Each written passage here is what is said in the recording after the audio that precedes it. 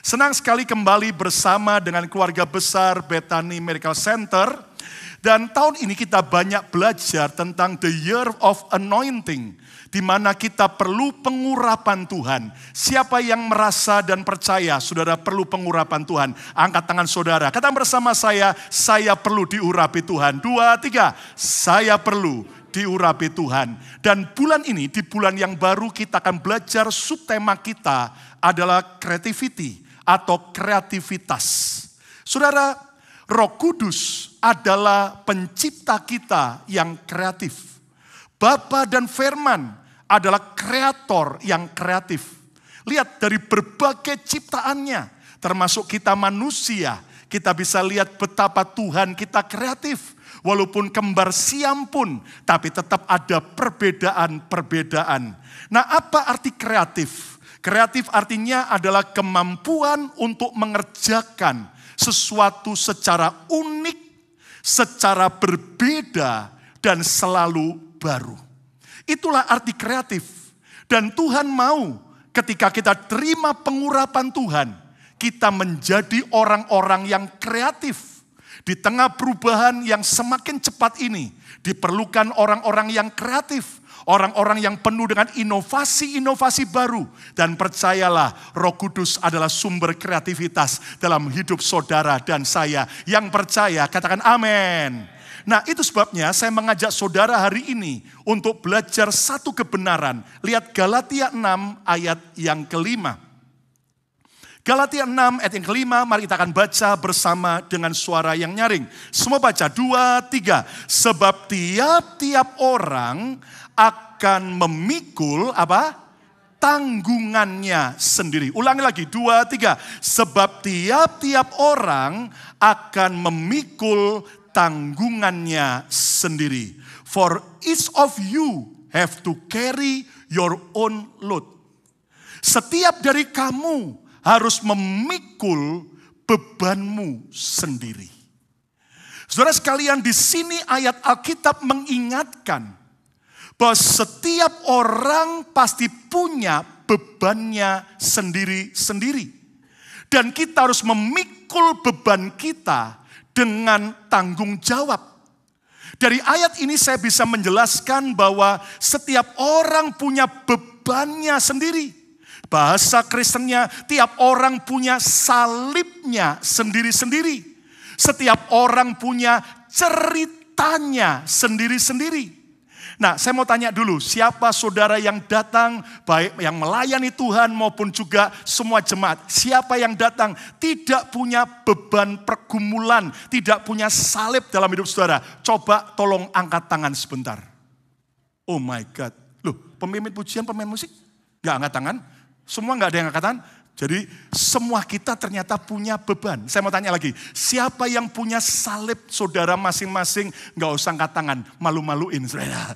Nah, coba lihat kanan kiri sebentar, yang online coba katakan, setiap orang punya ceritanya sendiri-sendiri. Ya, semua kita punya cerita sendiri-sendiri. Kenapa? Saudaraku, ada orang yang beban salibnya ini adalah yaitu saudaraku masalah jodoh. Ya kan? Oh, sudah lama berdoa minta jodoh, ya kan? Ternyata kok nggak dapat jodoh, ya kan? Oh, sudah berdoa, ya kan? Tapi belum ada yang nyantol. Tapi ada orang salibnya lain lagi, bebannya lain lagi.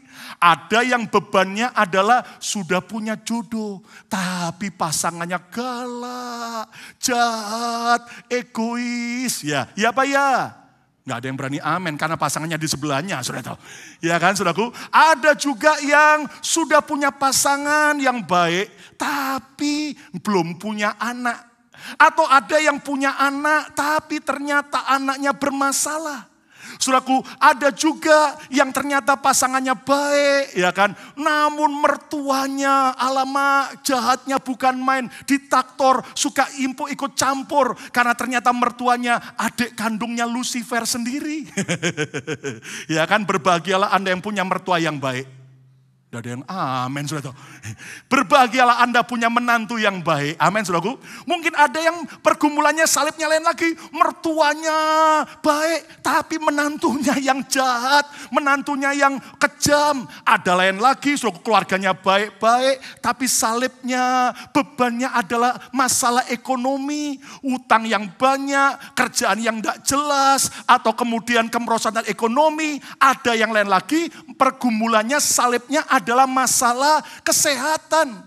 Mungkin dia mengalami penyakit tertentu atau bukan dia, tapi orang tuanya atau anaknya atau orang-orang yang dia cintai. Dan Anda bisa sebut apapun juga salib-salib kita. Dan Alkitab berkata bahwa semua kita harus memikul salib kita sendiri-sendiri. Yang setuju katakan amin.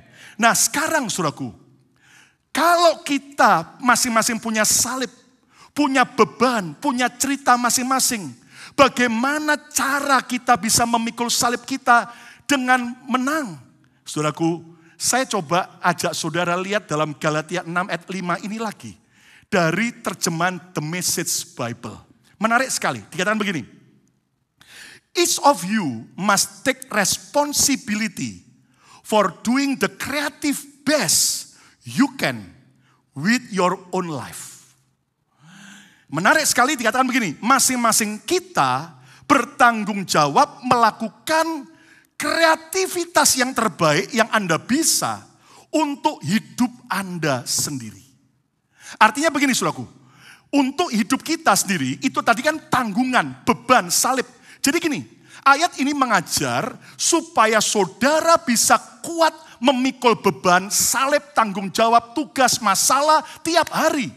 Maka kita dikatakan for doing the creative best you can. Kamu harus melakukan dengan cara kreatif yang kamu bisa. Dan dari ayat ini Tuhan mau mengajar kita harus memikul salib secara kreatif. Yang setuju katakan amin. Sekali lagi arti kreatif adalah kemampuan mengerjakan dengan unik, secara berbeda dan selalu baru. Dan agar kita kuat memikul salib, maka kita jangan pikul bebanmu dengan cara yang sama, dengan cara yang monoton, dengan asal-asalan. Namun memikul salib kita dengan cara yang kreatif. Yang mengerti katakan haleluya. Nah tema khotbah saya hari ini adalah kreatif memikul salib. Carrying the cross creatively. Kreatif memikul salib. Saudara sekalian, mengapa kita harus memikul salib secara kreatif? Supaya kita bisa mengubah salib kita menjadi kemuliaan. Cuman satu orang. Supaya salibmu berubah jadi kemuliaan. Saya beri contoh. Siap fotografer dan siap kameramen. Saudara sekalian, ini misalnya salib saya. Ya, saudaraku, mungkin masalah jemaat, masalah digosipin orang, masalah keluarga, masalah anak, masalah ekonomi, apapun saja Anda boleh sebutkan salib kita. Nah, kalau saudara cuman mikul salib, ya mumpung saya masih kuat, gak apa-apa, ya kan? Dengan cara yang sama tiap hari dari tahun ke tahun Anda mikul salib dengan cara begini. Ya, saudara lama-lama akan apa? Burnout, capek, lelah. Nah, kenapa kita tidak dengan cara yang berbeda? Ya kan? Sekarang bukan bahu kiri. Sekarang dengan salib yang sama kita pikul dengan bahu yang kanan. Terasa nyaman, ya kan? Weh, tapi besok saya mau pikul salib saya dengan cara yang berbeda lagi. Ya, dengan cara saya mau pikul di belakang saya. Nah, mumpung masih kuat, nggak apa-apa. Ya kan? Nah, bahkan saya jadikan sebagai latihan supaya makin kuat. Nah, loh, kok enggak ada yang amin? Amin, saudaraku. Dan kenapa tidak saya pikul salib saya dengan sukacita dan saya jadikan seperti gitar? No, keren, ya kan? Ya sudah foto. Ya, Keren ya kan. Oh, salib pergumulan tentang masalah kesehatan, masalah ekonomi. Tapi kenapa kita tidak dengan cara kreatif? Dan kenapa kita dengan cara-cara yang berbeda? Walaupun salibnya sama. Namun kalau kita bisa dengan kreatif, percayalah salib kita berubah jadi kemuliaan. Salib kita berubah jadi kemenangan yang dahsyat dan ajaib. Yang percaya katakan amin. Nah, saudara, itu sebabnya mari kita belajar. Biarlah kita dengan cara kreatif, kita bisa memikul salib tiap hari. Sehingga saudara enggak lelah lagi. Saudara enggak lagi burn out, kekeringan, capek, wajahnya wajah yang penuh dengan keputusasaan. Tidak. Tapi mari kita pandang dan kita pikul salib dengan cara kreatif. Saya mau tanya, siapa yang mau kreatif memikul salib? Angkat tangan. Yang mau beri tepuk tangan yang meriah bagi Tuhan Yesus. Amin.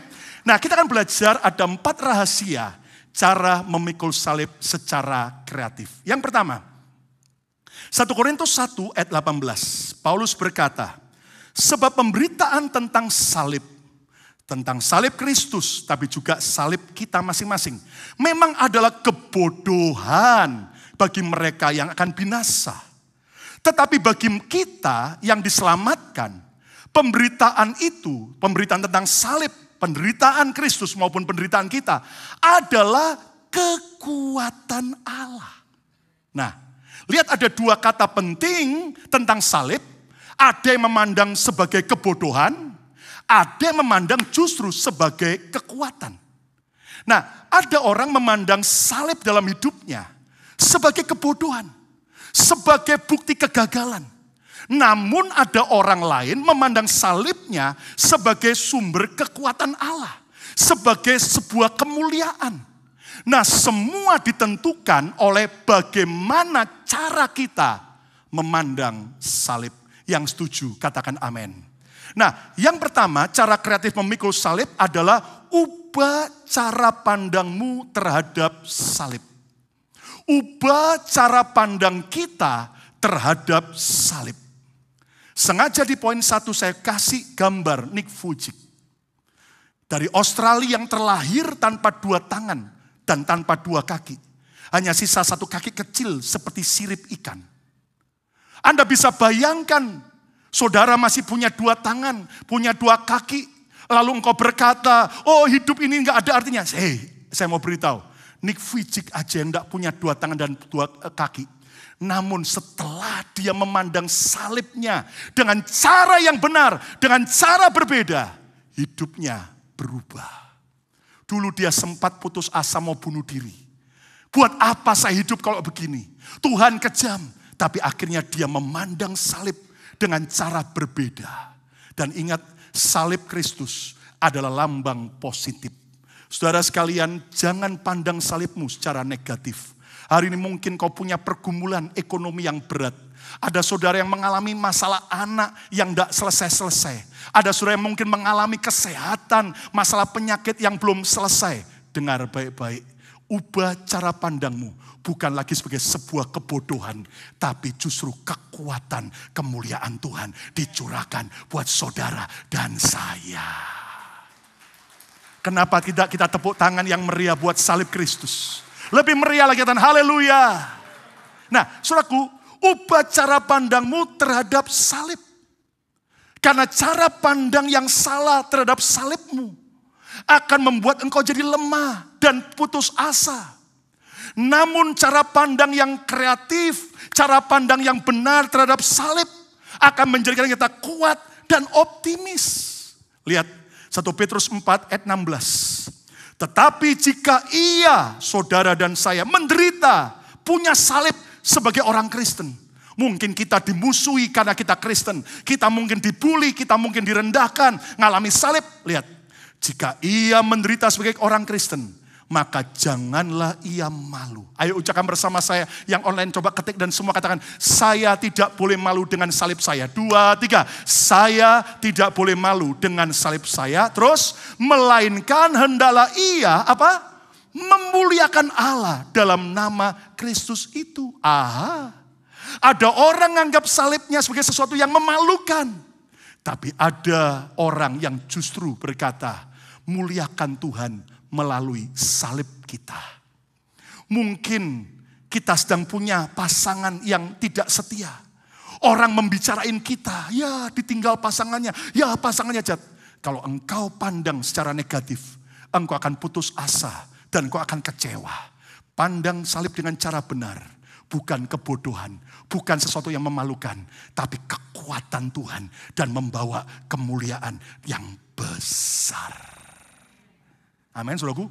Lihat lagi dalam Roma 8 ayat 18. Paulus berkata, semua penderitaan, kalau saya bahasakan dalam konteks kita, semua beban kita, semua salib kita, yang kita alami sekarang, yang kita alami hari ini, menurut pendapat saya, ayo baca-baca kalimat berikutnya 2, 3. Tidak dapat dibandingkan. Ayo ulangi lagi 2, 3. Tidak dapat dibandingkan. Yang online coba ketik, semua katakan tidak dapat dibandingkan. 2, 3. Dengan apa? Tidak dapat dibandingkan sama sekali dengan kemuliaan yang akan dinyatakan kepada kita. Saudara, di balik salib, kalau kita pandang dengan cara benar, akan ada kemuliaan demi kemuliaan. Ada berkat, ada kesaksian yang dahsyat dan ajaib. Ayo dong semangat, tepuk tangan, jangan tanggung-tanggung bagi Tuhan. Nah, cara pandang yang benar terhadap salib itu apa? Salib bukanlah aib yang memalukan, tetapi sebuah anugerah dari Tuhan. Ada saudara yang belum diberi Tuhan anak. Berarti Tuhan pandang engkau lebih baik menikah tanpa anak. Ada saudara yang Tuhan beri anugerah anak yang baik, tapi ternyata cacat. Itu Tuhan beri anugerah, dititipkan untuk Anda bisa rawat anak itu. Kalaupun ternyata anak Anda sehat namun berontak, kalau Tuhan izinkan, berarti ada anugerah. Kenapa kita malu? Ada banyak orang kemudian mencoba menutupi salibnya. Kenapa kita tidak pandang salib dengan cara pandang positif? Salib bukan aib. Paulus sampai berkata dengan bangga, aku menderita karena Kristus. Kalaupun kita pernah salah, bertobat supaya akhirnya salib kita diubah Tuhan jadi kemuliaan besar. Tepuk tangan yang meriah bagi Tuhan Yesus. Salib kita adalah yang terbaik dan paling cocok bagi kita. Aha. Coba ketik yang online semua katakan salibku yang paling baik dan paling cocok. 2, 3. Salibku yang paling baik dan paling cocok. Stop berkata begini. Salibku yang paling berat. Salibku yang paling sulit. No. Percayalah salib saudara hari ini yang terbaik dan paling cocok buat kita. Ojo dibanding-banding ke. Yang enggak ngerti ya sudah, jangan ngerti saudara. Ojo dibanding-banding ke. Lagu yang lagi ngetren ya kan. Nah saudara sekalian, salib kita ini yang terbaik dan paling cocok. Satu kali ada seorang ibu yang punya masalah berat. Dia nangis, putus asa sambil doa, berlinang-linang air mata. Karena kecapean, stres, dia tertidur. Dia mimpi. Dia pikul salib. Berat, dia ngomong Tuhan enggak kuat, Tuhan capek, Tuhan berat bebanku. Tiba-tiba dia lihat di sebuah tembok ada bersandar beberapa salib. Tuhan, itu salib kecil boleh enggak tukar? Tuhan berkata silakan. Dia deketi salib kecil. Wow, ini salibnya Machen. Tetanggaku cantik, kaya raya. Oh, pasti salibnya enak, ringan. Tuhan tukar ya. Lalu salibnya ditaruh, disandarkan di tembok juga. Lalu dia pikul salibnya Machen. Begitu dia pikul kaget. Alamak, berat. Machen memang cantik dan memang kaya raya. Tapi suaminya selingkuh 20 wanita. Ternyata mertuanya galak. Ternyata satu anaknya Machen cacat. Tuhan berat. Tuhan boleh gak tukar? Tuhan ngomong silakan. Dia lihat lagi tukar. Oh ini ada salib. Wah kayaknya ringan. Dia taruh salib itu, disandarkan, dia lihat. Wow, salibnya Pastor Lukas. Lukas Kusuma, pasti ringan, hamba Tuhan yang diurapi Tuhan. Tuhan boleh tukar ya? Silakan, kata Tuhan, dipikul. Memang kayaknya kebetulan, waduh. Ternyata bukan cuma mikul salibnya sendiri, bukan keluarganya. Keluarga satu salibnya semua jemaat dipikul juga. Wih, digosipin orang, wih, disalah ngerti orang, dimusuhi orang, wih, ngalami banyak pergumulan. Tuhan, berat salibnya Pastor Lukas. Ditaruh lagi, Tuhan, kali ini please boleh tukar lagi enggak? Silakan. Dia ambil lagi salib yang dia pandang ringan, begitu pikul. Lah, ini enak, ringan. Tuhan ngomong, nak, yaitu salibmu sendiri dari tadi yang kamu bawa. Ojo dibanding-banding. Tepuk tangan yang meriah bagi Tuhan Yesus. Tuhan bekerja mendatangkan kebaikan melalui salib. Gak ada yang amin. Ayo semua katakan bersama saya, semua pasti baik. 2, 3. Saudara, hari ini pergumulan apapun yang kau hadapi, semua pasti baik. Ada seorang pemimpin pujian di Indonesia. Tiap kali dia mimpin selalu ada satu lagu. Semua baik, semua baik. Sampai dia dijuluki oleh satu gerejanya. Master semua baik. Kenapa? Selalu dia nyanyi. Di antara lagu-lagu yang baru mesti ada lagu itu. Satu kali saudaraku, dia dalam keadaan saudaraku kehilangan kerjaan. Karena tadinya dia ngajar di sebuah sekolah sederhana. Sudah kehilangan kerjaan. Ya toh, di lay off, diberhentiin. Ekonominya berat. Tiba-tiba ada yang orang tua murid yang beritahu. Kamu kan pemimpin pujian di gereja. Boleh enggak datang ke rumah untuk yaitu mimpin mesbah keluarga kami. Ya udah, mau janjian. Dia bawa gitar, datang ke rumah orang itu. Wah, rumahnya bagus ya. Terus beberapa orang saja, enggak banyak keluarganya. Dia nyanyi dengan segenap hati, nyembah Tuhan. Keluarga itu diberkati. Selesai acara mesbah itu, lalu kemudian makan bersama. Lalu si bapak itu tanya, kamu ini kerjaannya apa sekarang?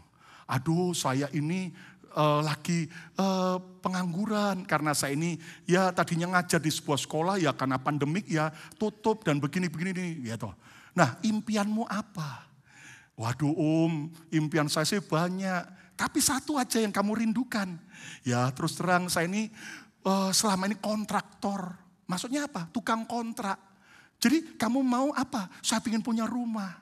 Nah kamu punya rumah sudah lihat-lihat enggak? Oh kalau sudah iman soal rumah sudah saya lihat semua. Harganya tahu semua.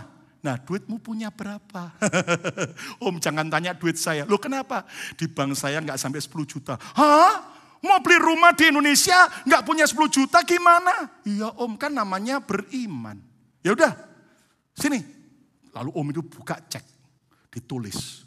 Anda tahu nolnya banyak. Nolnya sampai 9. Dan waktu dia terima dia kaget. Om yang bener om jangan main-main om. Itu berkat buat kamu. Bayangin mimpin pujian nyanyi semua baik. Berkatnya 1 miliar lebih. Dia sampai akhirnya, om saya mau kamar mandi sebentar ya. Yuk langsung dia mau kamar mandi saudaraku. Dia di kamar mandi nangis telepon isinya. Yang jangan tidur dulu ya, nanti pulang tunggu ya. Ada berkat mujizat, apa itu? Waktu dia pulang, Anda tahu ternyata dia tunjukkan cek 1 miliar. Dan diberkati. Dan Anda tahu minggu besoknya dia mimpin pujian lagi. Lagu apa yang dia nyanyikan lagi? Semua baik. Dan kali ini dia berbeda. Sambil nyanyi, dia nggak tahan, sambil nangis. Betapa Tuhan lewati salib mendatangkan kebaikan. Mau dapat cek 1 miliar? Semua baik. Loh, ada yang amin. Ya kan? Di balik salib pasti ada hikmah, ada pembentukan, ada pembelajaran dan kemuliaan. Itu sebabnya hari ini ketika engkau menghadapi pergumulanmu, salibmu. Jangan bilang begini, kenapa Tuhan engkau kejam, Tuhan jahat. No. Tapi mulai sekarang Tuhan, pembelajaran apa yang kau sedang mau ajar lewat salib? Kenapa orang itu jahat sama saya? Oh mungkin saya diajar untuk ngampuni. Saya diajar untuk lebih rendah hati. Kenapa orang itu, oh ternyata begini. Saudara, mari kita belajar hikmahnya apa. Pembentukan Tuhan apa dalam hidup kita. Pembelajarannya apa. Dan kemuliaannya apa. Mulai sekarang pandang salib dengan cara yang berbeda. Salib Kristus, salib kita mendatangkan kemuliaan dan kebaikan. Tepuk tangan yang meriah bagi Tuhan Yesus. Yang kedua, cara kreatif memikul salib. Ibrani 12 ayat 2. Marilah kita melakukannya, melakukan pertandingan iman kita, menjalani setiap salib kita dengan mata yang tertuju kepada Yesus. Artinya belajar bagaimana cara Yesus memikul salib. Yang memimpin kita dalam iman. Dan yang membawa iman kita itu kepada kesempurnaan. Yang dengan mengabaikan kehinaan. Baca berikutnya 2-3. Tekun memikul salib ganti apa? Sukacita. Lihat. Yang disediakan bagi dia. Yang sekarang duduk di sebelah kanan tata Allah. Kenapa Yesus kuat sampai akhir? Dikatakan karena tekun memikul salib ganti sukacita. Artinya yang kedua, pikul salibmu dengan sukacita. Kenapa stres? Kenapa depresi? Kenapa sedih terus? Kenapa seolah-olah dunia runtuh? Karena kita pandang salib dengan negatif. Dan kita seringkali dengan sedih hati. Saudara, lihat Nick Vujicic. Tetap dia minta mujizat, tangannya tidak keluar. Kakinya tetap tidak ada. Tapi dia jalani salibnya dengan sukacita. Hari ini saudaraku, beban seringan apapun akan terasa berat. Jika Anda terus sedih, putus asa, kecewa, marah. Namun beban seberat apapun terasa ringan saat kita selalu bersukacita. Yang setuju beri tepuk tangan yang meriah bagi Tuhan Yesus. Saudara, ada orang susah terus. Saya tanya kenapa? Pastor Lukas, utang saya banyak. Berapa? Waduh, 20.000 lebih. Tidak selesai-selesai. Susah terus AI itu. Tapi ada orang utangnya 2 juta US dollar. Tetap sukacita. Jadi bukan soal besarnya dulu. Tapi bagaimana kita boleh bersukacita. Menghadapi beban berat. Ada orang tanya, kenapa Pastor Lukas tetap semangat, tetap sukacita melayani? Lah hidup sekali kok. Ditangisi masalah kita ya tetap ada. Ya kan? Ya enggak? Kita stres pun tetap ada. Ngapain stres? Ngapain sedih? Sukacita aja. Karena sukacita sumber kekuatan kita. Sukacita benteng hidup kita. Sukacita magnet bagi berkat. Sukacita juga akan memberi kita kemenangan dan mujizat dari Tuhan. Hati yang gembira adalah obat yang... Hati yang gembira adalah obat yang... lebih manjur daripada kemoterapi kanker. Lebih manjur daripada obat apapun juga. Asal sukacita, bahagia. Coba lihat kan dengan sukacita. Katakan, ayo sukacita. Cara pikul salib dengan sukacita gimana? Jangan bandingkan salibmu dengan salib orang lain. Sudahlah, ojo dibanding-bandingke, ya kan? Saudara, kadang-kadang kita maaf ya, hari-hari ini kan zaman sosial media. Anda lihat di Instagram, Anda lihat di Facebook, wow, temanku vacation ke Eropa, wow, foto keluarganya keren. Saudara, kenapa Anda banding-bandingkan? Syukuri saja. Anda belum tahu cerita tiap orang itu masing-masing. Kelihatannya fotonya keren, mesra. Padahal waktu mau foto berantem, ribut. Ya belum tahu, saudara. Ya kan, saudaraku? Loh iya apa ya? Loh iya apa ya? Ada orang, saudaraku, kayaknya wah keren. Wih, kayaknya kerjanya luar biasa. Kaya raya. Padahal utangnya banyak. Kita semua nggak tahu. Jadi jangan bandingkan salibmu dengan salib orang lain. Terus apa? Syukuri dan nikmati salibmu. Saudara, kenapa salib ini kita ratapi? Kita kemudian ngomel, kersing. Ngapain? Syukuri aja. Salib, kamu baik. Ada yang amin. Salib, terima kasih. Melalui kamu aku tetap cari Tuhan. Kalau kamu gak ada, aku sudah lupa Tuhan. Salib, terima kasih. Gara-gara kamu aku jadi rendah hati. Aku jadi suka doa, suka ibadah, suka melayani. Tepuk tangan yang meriah bagi Tuhan Yesus. Nikmati aja. Kita yang ada di Amerika 4 musim, toh kita kan bisa belajar nikmati tiap musim. Lagi summer, ya olahraga, fotonya keren dengan celana pendek. Lagi musim dingin, salju dengan jaket tebel, sukacita keren, klik ya toh selfie. Waktu musim gugur, waktu musim semi, kenapa kalau musim hidup aja ya kita bisa nikmati? Kenapa kita tidak enjoy dengan salib kita? Lagi dalam keadaan terpuruk ekonomi, sukacita saja, ngucap syukur aja. Supaya nanti waktu jadi kaya, tetap rendah hati dan cinta Tuhan. Tepuk tangan yang meriah bagi Tuhan Yesus. Amin, saudaraku. Waktu kita diangkat Tuhan kaya raya, kenapa kita tidak bersyukur? Supaya nanti kita bisa tetap jadi berkat, menolong mereka yang di bawah. Nah, jadi saudaraku, pikul salibmu dengan sukacita. Dan pikul salibmu dengan optimis. Jangan pesimis, salib bukan negatif, bukan lambang negatif. Tapi positif. Optimis. Anak Tuhan selalu optimis. Lewati apapun tetap sukacita. Yang setuju beri tepuk tangan yang meriah bagi Tuhan Yesus. Haleluya. Yang ketiga sekarang cara kreatif memikul salib. 2 Timotius 1 ayat 8. Jadi janganlah malu bersaksi tentang Tuhan kita. Dan janganlah malu karena aku. Paulus seorang hukuman karena dia. Paulus lagi mengalami penjara, lagi mengalami salib. Melainkan ikutlah menderita bagi Injilnya oleh kekuatan Allah. Saudara, di sini Paulus mengajar Timotius, anak rohaninya, dan mengajar setiap kita. Janganlah malu bersaksi tentang Tuhan kita. Nggak titik, ada lanjutannya. Dan salib yang aku alami. Saudara, dari ayat ini kita belajar cara kreatif memikul salib yang ketiga. Jadikan salib sebagai sumber inspirasi dan kesaksianmu. Saudara, Nick Vujicic tidak punya tangan, tidak punya kaki. Dia bangkit, dia pandang salibnya sebagai suatu kekuatan, inspirasi dan kesaksian. Dia dipakai Tuhan jadi pembicara internasional. Dan akhirnya Tuhan juga beri bonus. Ada wanita Jepang Kristen yang di California, cinta sama dia, nikah sama dia. Inilah istri dan 4 orang anaknya.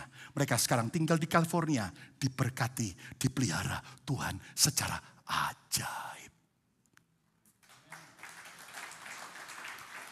Lihat beberapa pria mandang isinya Nick Vujicic. Kok gelem yo? Kok mau ya? Kok secantik itu ya? Saudara, cerita orang masing-masing. Ada mungkin berkata, saya ganteng, tapi kok dapat isi jelek? Cerita kita beda-beda. Iya kan saudaraku? Oh saudara lihat, sekarang 4 anaknya. Jadi saudaraku, mari kita belajar. Justru akhirnya salibnya Nick Vujicic gara-gara dia cacat, menjadi sumber inspirasi dan kesaksian. Dia enggak terpuruk, dia enggak menjadi frustrasi, enggak bunuh diri, namun dia bangkit dan jadi saksi di mana-mana. Tepuk tangan yang meriah bagi Tuhan Yesus. Amin. Pemenang adalah mereka yang bisa menjadikan salib sebagai inspirasi dan kesaksian bagi banyak orang. Saya lihat ya, orang kalau cancer survivor, begitu saya ajak untuk mendoakan orang yang kena cancer, saya nangis. Cara dia memberi nasihat dengan cara saya beda banget. Dia cerita, dulu saya cancer, kemo gini. Kamu harus kuat, kalau saya ditolong Tuhan kamu harus tolong. Saya dengar ikut nangis. Kenapa? Beda dengan kita yang tidak pernah mengalami cancer. Orang yang pernah kena COVID, lihat. Memberi nasihat sama orang temannya yang lagi COVID. Wih, kamu nanti gini ya minum vitamin ini. Itu dari pengalamannya. Lah kita yang tidak pernah kena COVID. Mau memberi kekuatan ya paling cuma dari teori. Bahkan ada orang yang pernah bangkrut. Tapi saat dia dipulihkan Tuhan. Maka dia bisa saksikan betapa melewati kebangkrutan. Tuhan membuat dia bertobat. Tuhan membuat dia semakin bijaksana. Sehingga akhirnya Tuhan angkat dan percayakan. Bahkan ada orang yang dulunya ancur-ancuran. Saat dia dipulihkan Tuhan. Akhirnya bisa jadi kesaksian, inspirasi. Pastor Yosua Yongki, gembala BMC yang di New York. Lihat. Dia tidak malu bersaksi tentang kejatuhannya di masa lalu, perselingkuhannya. Tapi justru dengan bangga dia cerita kemana-mana. Kenapa? Karena bukan masa lalu kita yang penting. Yang penting hari ini kita sudah berkemenangan. Salib berubah jadi kemuliaan yang besar. Cara memikul salib dengan menjadi sumber inspirasi dan kesaksian. Temukan hikmah, pelajaran berharga dari salibmu. Jangan bilang gini, pokoknya nak ya kamu jangan kayak papa mama. Yang berantem terus ya, pokoknya kamu kalau kawin jangan kayak papa mama, tukang ribut terus. Ya, sampai hari ini tetap ribut terus. Tapi dulu ribut, sekarang rukun. Saudara akhirnya bisa jadi kesaksian. Terbuka dan jujurlah terhadap orang lain. Di survei banyak orang Asia.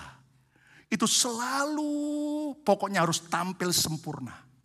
Bahkan selalu bilang, jangan beritahu yang lain ya. Pokoknya ini aib keluarga, nggak boleh ada yang tahu. Kita rapat, tutup rapat. Bahkan ada yang ngomong, pokoknya ya Pastor Lukas nggak boleh tahu. Jangan ketahuan Pak Lukas ya, jangan ketahuan. Loh, saudara, saya waktu dengar itu padahal ya tahu. Pura-pura nggak tahu aja, karena dia nggak boleh ya tahu. Tapi kenapa? Kadang-kadang saya cuma mikir gini, orang itu ya mau pokoknya diketahui pendeta sempurna, kayak malaikat, nggak ada kesalahannya, nggak ada kekurangannya. Come on church, Kristen bukanlah halusinasi. Kekristenan adalah sebuah realita. Kenapa kita malu? Kalau memang kita lagi terpuruk, terbuka aja. Mungkin kita diejek, diketawain orang, nggak apa-apa. Saudara, kenapa Tukul Arwana itu pelawak yang akhirnya cepat naik, bahkan ratingnya mahal. Sekali 1 jam aja berapa banyak. Kenapa? Karena dia berbeda dengan yang lain. Yang lain, saudaraku, biasanya pelawak meledekin orang. Ya, bully orang dengan ledekannya. Dia berani mentertawakan kekonyolannya. Dia berani memalukan dirinya sendiri. Dulu saya tutup rapat-rapat tentang patah hati saya di Toronto, Kanada. Supaya orang tidak boleh tahu. Tapi akhirnya Tuhan ajar saya, kenapa lu takut dan malu? Justru sekarang saya saksikan di mana-mana. Karena melalui itu, salib itu, hari ini kita bisa nikmati segala kesaksian yang terbaik dari Tuhan. Ayo lebih semangat lagi, katakan amin.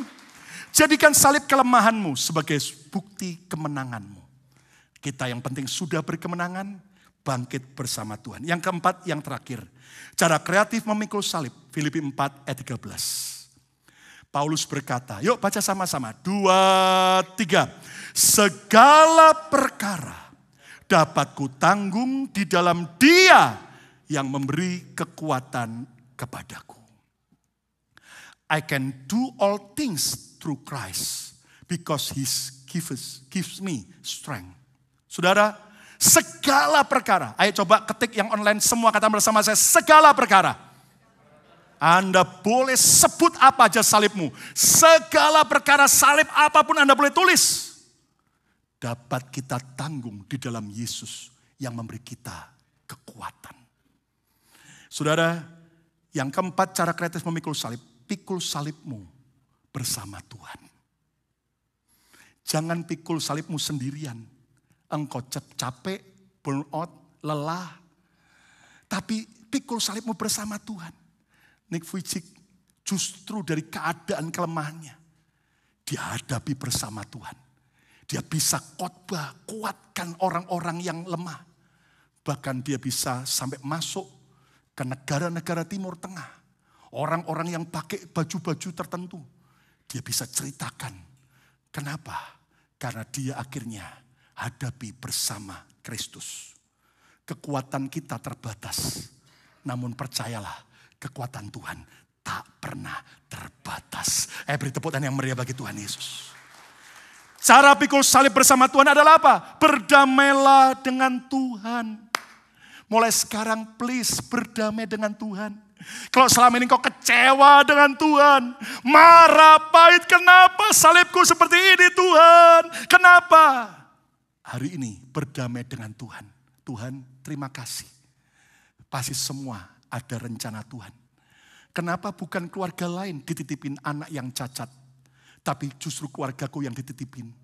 Karena engkau tahu dan engkau percaya sama aku. Dan aku bersyukur ini adalah yang terbaik. Kita beri tepuk tangan yang meriah bagi Tuhan Yesus. Terimalah hikmat dan kekuatan baru dari Tuhan tiap hari. Saat engkau sudah jalan buntu, datang sama Tuhan. Segala perkara dapat kutanggung dalam Yesus. Berpartner dengan Tuhan setiap saat. Saudara, kalau kita berpartner dengan Tuhan, kekuatan yang baru, kesegaran, dan semua yang terbaik Dia berikan. Saudara, ada sebuah lukisan pada masa lampau yang terkenal.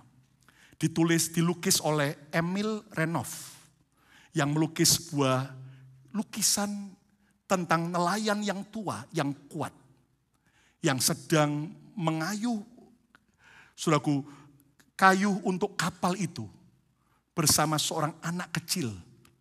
Lihat wajah anak kecil ini. Dia dengan bangga, dengan tajam dia seolah-olah berkata, aku bisa mengayuh kapal ini, mengayuh dayung yang berat ini.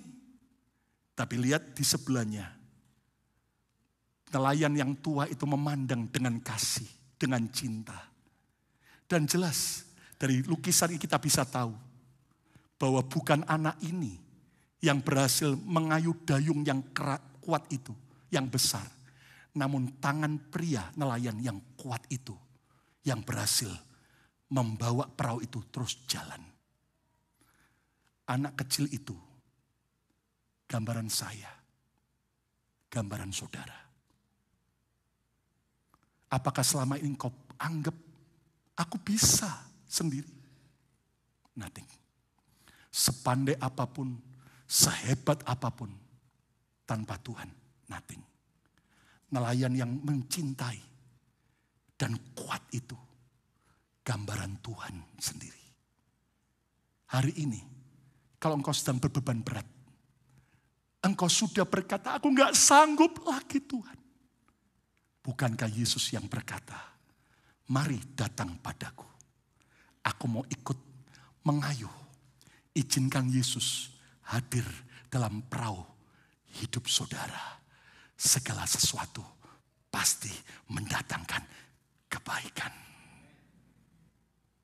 Hari ini, jangan kau pikul sendiri salibmu. Ada Kristus yang lebih dari kuat, siap mendampingi saudara. Segala perkara dapat kutanggung di dalam Yesus yang memberi kekuatan kepadaku. Yang sujud beri tepuk tangan yang meriah bagi Tuhan Yesus. Apa salibmu hari ini? Apa kekhawatiranmu hari ini? Tuhan mau kita kreatif memikul salib. Karena ketika kita kreatif memikul salib, jalan hidup kita akan dahsyat dan ajaib. Ada 4 cara kreatif memikul salib. Yang pertama, ubah cara pandangmu terhadap salib. Kalau selama ini engkau pandang negatif, pesimis. Kenapa ini terjadi? Sekarang ubah. Ini bukan kebodohan, tapi kekuatan Tuhan. Ini bukan sesuatu yang memalukan, tapi sesuatu kemenangan yang Tuhan beri. Yang kedua, pikul salibmu dengan sukacita. Mau ditangisi, mau Anda meratap di depan salibmu, tetap ada kalau Tuhan belum pandang selesai. Kenapa tidak kita syukuri? Enjoy saja, nikmati saja. Saat engkau diangkat Tuhan, bersyukur. Saat engkau lewati lembah kelam, kenapa kita tidak bersyukur? Dan yang ketiga, jadikan salib sebagai sumber inspirasi dan kesaksianmu. Dari semua kekalahan, kegagalan, kelemahan kita, justru jadi kekuatan untuk memuliakan nama Yesus. Dan yang keempat, pikul salibmu bersama Tuhan. Siapa mau jadi pemenang bersama Tuhan? Kita beri tepuk tangan yang meriah bagi Tuhan Yesus.